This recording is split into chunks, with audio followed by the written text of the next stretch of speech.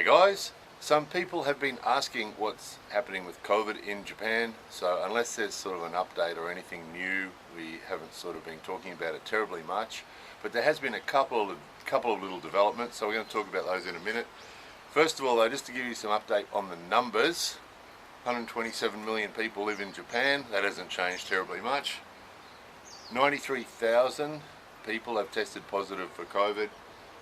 5,000 cases are still active. 86,000 people have been discharged, so they've been sent home. There's been a total of 1,678 deaths. So again, obviously one death is one too many, and one person sick is one too many, and not a good thing at all. But obviously we also recognise that compared to some other countries, Japan is doing particularly well. So mostly because of the people. The government has done some good things, but mostly it's just because of the people, Japanese people, and their wearing of their masks and their germ phobias and washing of hands and all that sort of thing has actually been really, really useful. So those of you who missed the statistics last time, 30% of Japanese people wear their masks from when they leave their home to when they come home again. So if they leave the home for any reason, even if they're out on their own in the car or walking alone or away from other people, from the moment they leave their house to the moment they come home, they wear a mask. 30% of Japanese people. 66% say that they wear a mask if there's other people around. So that means in total 96% of Japanese people are reporting that they wear masks when they're around other people, which is obviously why we're doing reasonably well. There's another 4% who never wear a mask. And those numbers sort of fit with what we see when we go to shopping centres and supermarkets and things like that. That's about what we see. 96% of people wearing masks and probably 4% who don't. Again, the category of people who are spreading or who are infectious the most is people in their 20s. And that doesn't surprise us either, because people in their 20s are the ones we're seeing groups of people in their 20s that are hanging out together and partying and having a good time and stuff without masks, and that sort of fits with the fact that they're spreading it. Also the nature of their lifestyle too. You know, we know a lot of university students and they all get together, they go to the big city where the university is, and they come from all over the place.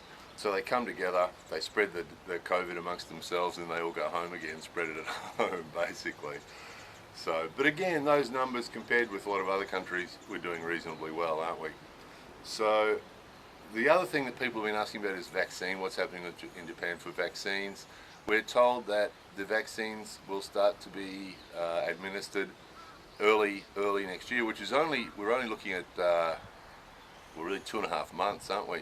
So about 2.5 months, 3 months from now, they'll start to administer the vaccine, and they're going to do what other countries are doing. They'll give them to their healthcare workers and people first, which is a good idea, isn't it? And then they say that we should all be vaccinated within 6 months. And of course too, it's all free. It's all free under the existing Japanese socialised healthcare system. Those of you who haven't checked out our healthcare, these videos go on our Healthcare in Japan playlist. Those of you who haven't checked out their playlist might want to check it out. If you haven't been with us very long, there's all sorts of videos on there about Japanese healthcare system, and some of you might be amazed at how good it really is. It's one of the best. It's not the best in the world, but it's one of the best. We're really, really happy with it. It's an excellent system, and the quality of the healthcare here is really, really good. So you know, free vaccinations for everybody. So just a side note too. We keep getting asked about the Olympics, if we think it's going to happen. The government still talk like it's going to happen, but we just can't see how it can. With the number of countries that still have COVID out of control, it's just hard to imagine that it's going to be a safe situation to be able to bring people here from all around the world. It just seems like it's just not likely, you know. It might, but we just don't think it's going to happen. So it seems more likely or more logical that they just say, no, look, forget it. We'll have the Olympics in 2024, like we're scheduled to do anyway. Japan can have it, Tokyo can have it in 2024, and then we'll move everybody back 4 years, the other countries that are in line to do the Olympics.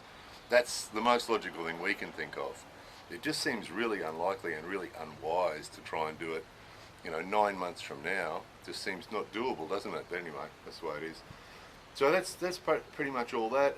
The other thing is, as we always like to add on these ones, if you guys, wherever you are in the world, if there's anything you can do to support small businesses or small self-employed people, you know, small shops, small cafes, small restaurants, anything you can do to support those people, you know, to go there and buy a cake or buy a coffee or buy whatever it is that they sell, to support them, because, you know, we know what it's like to be in that situation where you want to work and you want to support your family, and you know, you want to pay your bills, but you just don't have enough customers, you just don't have enough money, you know, enough people, enough business. So wherever you are in the world, you know, if you have got a bit of money and your situation's sort of reasonably normal, if you can spend a bit of money, you know, doing something like buying dinner or buying a sandwich or buying coffee or something from a small business, you know, it gives you the benefit of enjoying that thing, but it'll make all the difference to that small business, you know. Those in Japan, our English Friendly Directory, we're doing all we can to help the English friendly businesses in Japan, and, you know, particularly the tourist related ones. Recently, the Go To Travel campaign in Japan, those of you who haven't heard about that, the government's subsidising people for domestic travel inside Japan, and that's helping those tourism businesses a little bit. But of course they're missing out on the international tourism at the moment, which a lot of the English friendly ones are focused on. So again, if you are in Japan and you can go spend some money with you know, a small hotel somewhere or anybody tourism related, you know, anything you do to help them will give you some enjoyment as well, and then help them out as well, because they're all suffering. We know, because we are too. Obviously this year, you know, our income's plummeted to about half what it normally is. Which wasn't real good to start off with, you know. So our cork board where we pin up our bills is a bit overwhelmed at the moment. We're actually starting a second layer on the cork board, and as money comes in we pay the bills that are the most urgent. So again, we've also lost some patrons recently, some other people, some of our patrons who are having a hard time. We've lost some of those as well, so our patronage has dropped off on Patreon. So just quickly, if you're already on Patreon and you can step up your support, like some people have done recently, some people have stepped up their support on Patreon. We really, really, really appreciate that very, very much. And those of you who aren't on Patreon yet, if your life's reasonably normal at the moment, or your income's reasonably normal at the moment, if you could check out our Patreon page and consider supporting what we do, because, you know, it's really important. It's always important to us, but even more so at the moment. And that will allow us to justify continuing to do what we're doing, put the time into doing things like this, making videos and taking photos and all those sorts of things. Interestingly, the photos that we take and post on Patreon, some of those are actually more popular than our videos. Maybe because there's less talking, who knows? But you know, it's so easy to get good video and good photos in Japan. Everywhere you turn, there's a beautiful scene. So we like to share them with you, and we want to continue to do that. And it's only because of those 212 people on Patreon that we can continue to do that. But any more help that we can get to keep going with what we're doing here would be really appreciated. So there's that. So that's the COVID update. Please don't forget Patreon. Please, there's a link underneath this video to our Patreon page. So we'll just do a walk around this keep and show you the 360-degree view before we go. More videos coming soon.